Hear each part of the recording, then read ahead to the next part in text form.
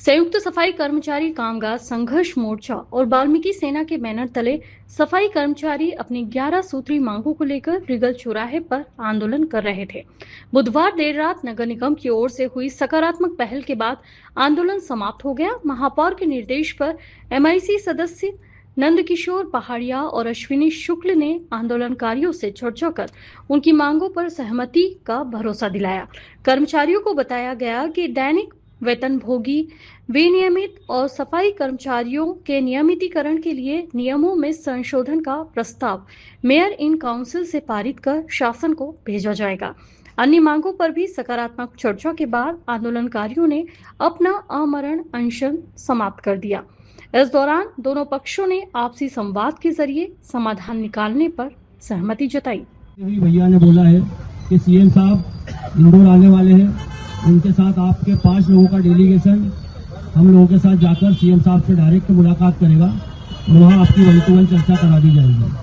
भैया के इसी वादे पे, मेयर साहब के प्रतिनिधिमंडल के इसी वादे पे और सचिव महोदय नगर निगम के इसी वादे से सफाई कर्मचारी आंदोलन का जो भूख हड़ताल आमरण अनशन का ये 13वां दिन था, आज सब टीम की सहमति से फिलहाल के लिए रोक दिया गया है।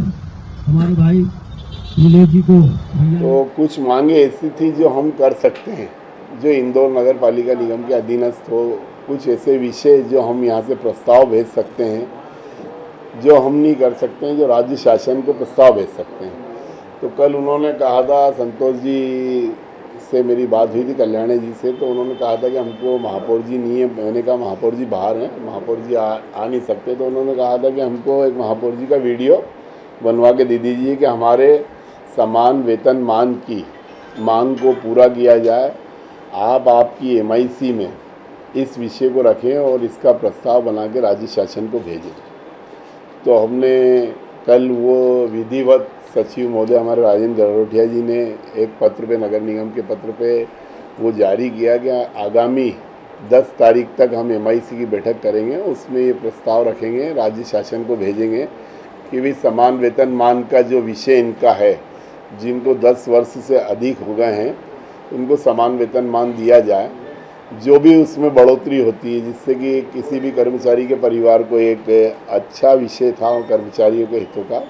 तो माननीय महापौर जी, माननीय मंत्री कैलाश जी विजय जी, और लगातार आप देख रहे हैं कि हमारे प्रदेश के यशस्वी मुख्यमंत्री मोहन यादव जी के नेतृत्व में हम लगातार ये प्रयास कर रहे हैं कि चाहे अनुकंपा नियुक्तियों का हो, चाहे पदोन्नति का विषय हो या शासकीय नौकरियां देने का विषय हो। तो आप लगातार देख रहे हैं कि माननीय मुख्यमंत्री जी इस कार्य को इतने अच्छे तरीके से युवाओं के लिए भी कर रहे हैं और सभी को, जितने कर्मचारी हैं, कर्मचारी के हितों में भी ये सभी कार्य कर रहे हैं।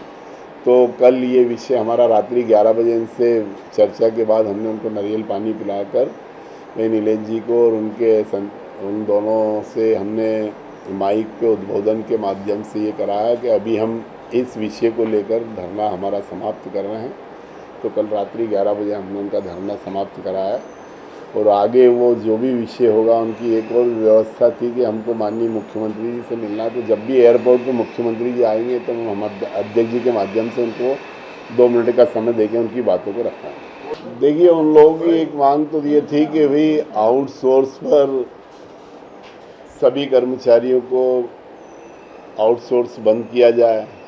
तो ये तो संभव ही नहीं है। तो कांग्रेस के शासनकाल में कमलनाथ जी ने किया है।